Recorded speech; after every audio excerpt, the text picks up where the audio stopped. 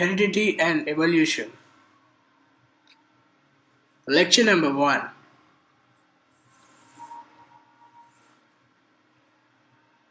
So, as the name suggests, in this particular lecture, we will be learning about the concepts related to heredity. Okay? So, let's go on with the introductory part. Fine. We have seen that reproductive processes give rise to new individuals that are similar but subtly different. We have also discussed of how some amount of variation is produced even during sexual reproduction in the previous chapter. The number of successful variations are maximized by the process of sexual reproduction. Here we will be learning how these variations are getting induced in the child.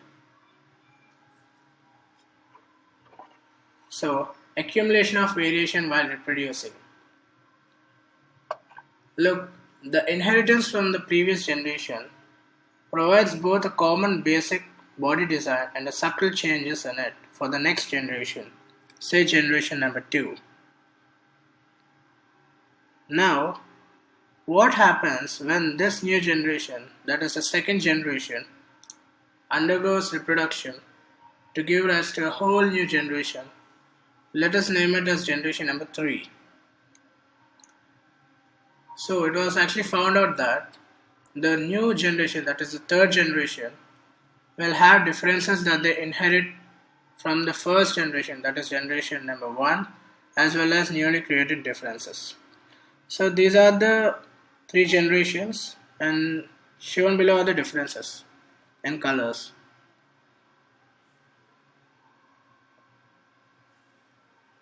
So, depending on the nature of variation, different kind of individuals would have different kinds of advantages. So, selection of variants by environmental factors forms the basis for evolutionary processes, as we will discuss later in the sections of this particular lecture. Okay?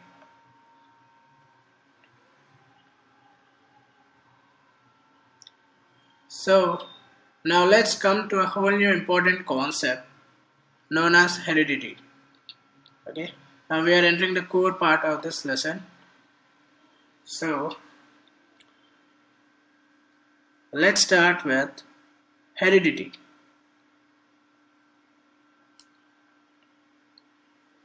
So in a simple language, heredity is a biological inheritance of the characteristics from the parent generations.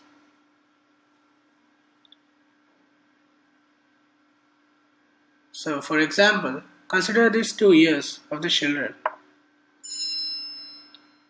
In this case, these years are somewhat not alike. You can clearly see that in one case the ears lobes are attached and in the other case they are detached. Please have a look carefully.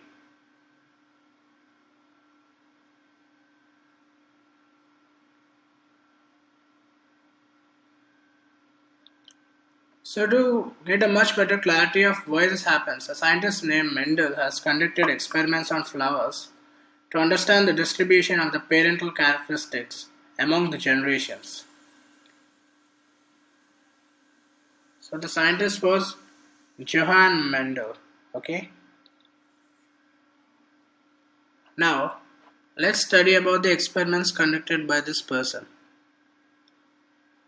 The experiments conducted by him were named as the Mendel's experiments, and we will be learning about them shortly now. So, Gregor Johann Mendel carried out several experiments on pea plants.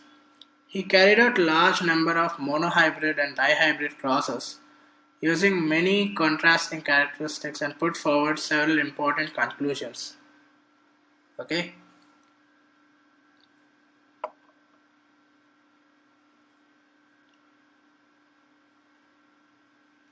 I hope it's clear till now. So, here you'll be seeing how 2 different pea plants were crossed with each other twice, and you can see the 3:1 ratio in the third generation. Okay, in the third line. Now, let's go in detail. considering the same image on the top left of your screen, in this experiment, Mendel has crossed a plant with a purple flower and a plant with a green flower belonging to the parent generation. In the next generation, all the plants had purple flowers only. Okay, please observe this carefully. And when he crossed the two purple flowers of this generation, which is F1, he found that 3/4 of the plants were purple and 1/4 of the flowers were green. So it was something interesting here. Note the 3:1 ratio of the purple to green flowers. Okay.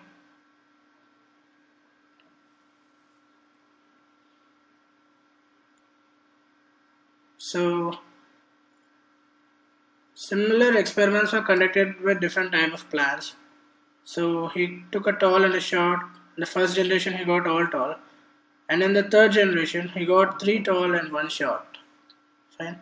It was similar to what has been explained ago.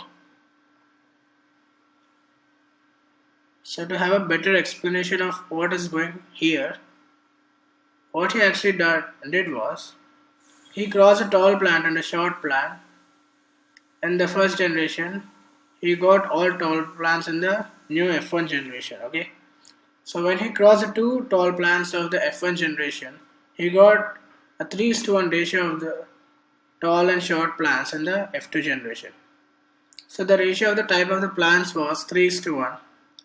That is, the tallest to short ratio was 3:1 in the F2 generation.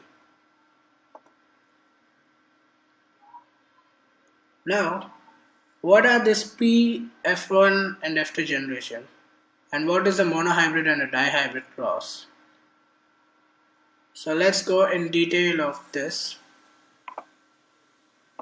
So let me define these new generations for you.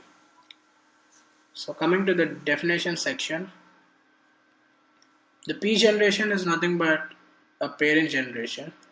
The F1 generation, it is the generation resulting immediately from the cross of the first parents, okay, first set of parents. Then the F2 generation, it is the offspring resulting from the cross of the F1 generation. So the basic cascade is as follows: P followed by F1 followed by F2. Okay.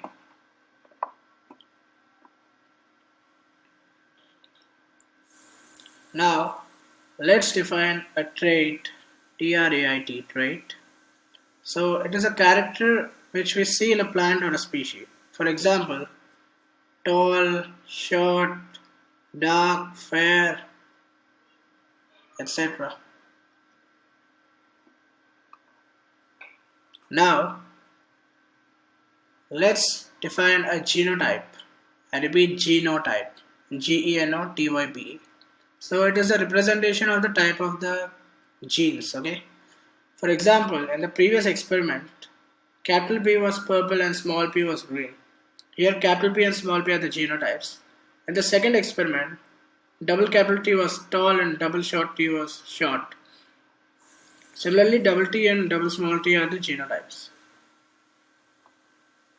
Now, let's define a phenotype.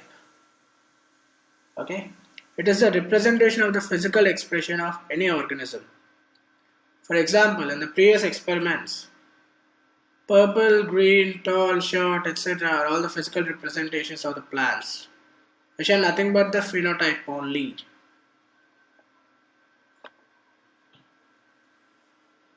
Now, let's define the monohybrid species. So, those species which have only one gene in their genotype are called as a monohybrid species. For example, in the first Mendel's experiment, the purple flower had capital P and the green flower had small p. As they have only one gene, they are a monohybrid flower, a species or a plant. Okay, they are monohybrid. Similarly, we have a dihybrid, trihybrid, etc. Now we will be defining a dihybrid species.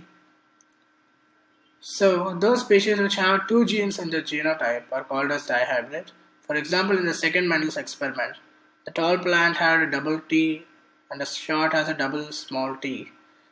As these genes have two, generics. These are called as a dihybrid species or plant. Now let's come to the concept of dominant and recessive traits. So consider the Mendel's experiment which were previously discussed. So in the first experiment, we have represented the purple with a capital P, purple flower with a capital P, and a green flower with a small p.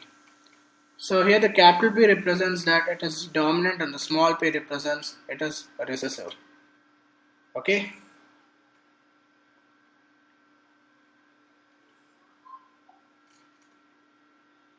So one important observation you are expected to make here is the capital letter represents the dominant trait and the small letter represents the recessive trait.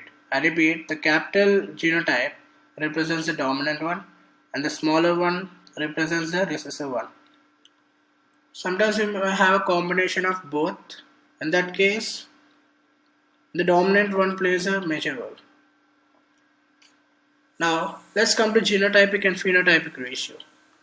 So starting with the genotypic ratio, it is the ratio of all the different types of genes. For example, in the first Mendel experiment, the genotypic ratio in the F2 generation was 3:1 because we had 3 purple flowers and 1 green flower. So please have a look at the diagram. We had 3 purple and 1 green. So 3 capital P's to 1 small p, which is 3:1.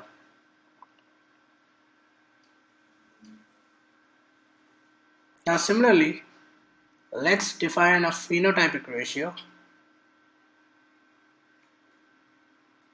So phenotypic ratio is the ratio of all the different type of phenotypes. For example, consider I have crossed a round yellow seed and a green wrinkled seed, considering the round yellow to be dominant. So for a clearer idea, let's move on to the next slide. We have a huge diagram which will help you understand it better. So here I have a round yellow which is dominant given capitals and a green wrinkle which is given in small letters which is recessive. So when I cross this both, the F1 generation I get a round yellow seed with both the genes. Now when I cross 2 seeds of this F1 generation, I get many seeds in the F2 generation. Of this I have 9 seeds which are round and yellow. Okay, these are 9 in number. Similarly, I have 3 which are round and green. These 3 are round and green. Please note the genotype. Okay. Now I have 3 wrinkled yellow seeds. Okay, 3 wrinkled yellow ones. And I have 1 wrinkled green seed. Only 1.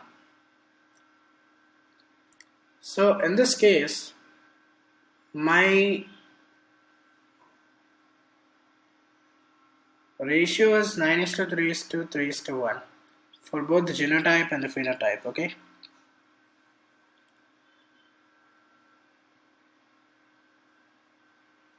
So the continuation of this lesson can be found in the next lecture. Thank you for watching.